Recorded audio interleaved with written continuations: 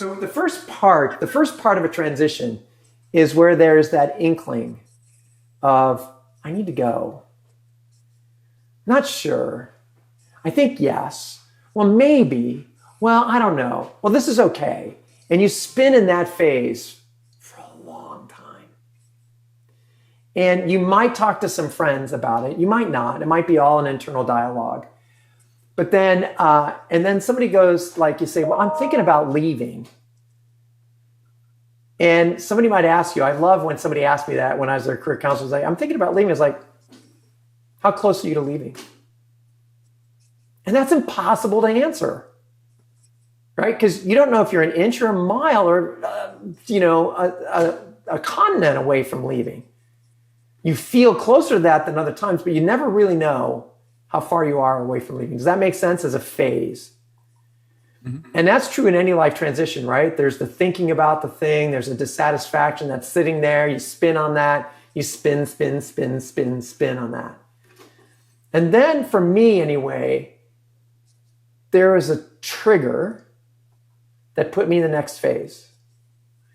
And that trigger wasn't leaving, but I was sure I was going to leave.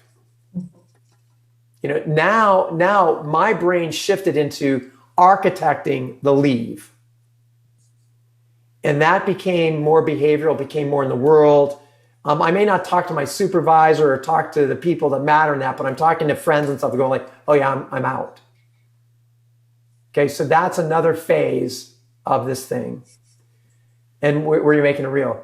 I can tell you in my Accenture story, there were two triggers in that. One was I was doing a big project at a large client, and we had sold so far like $6 million of work there, and they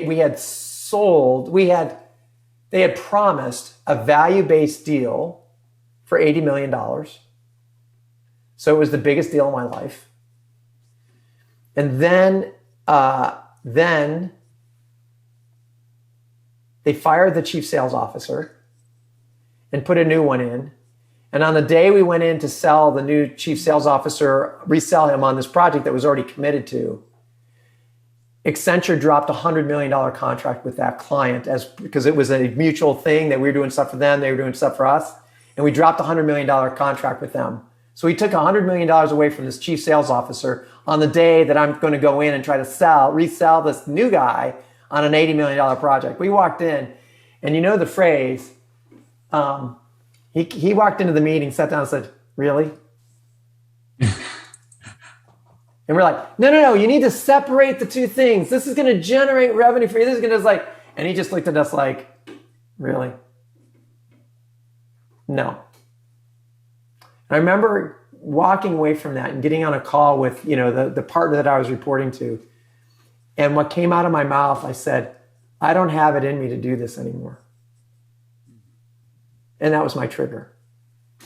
I was like, oh, I know that just came out of my mouth, but that was my trigger. This went away from thinking about going to, okay, this was the first step of being real. It was a behavioral commitment to going.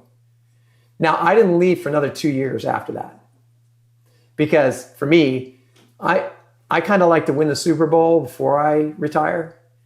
So, that is not a place that I wanted to leave, is on a down note.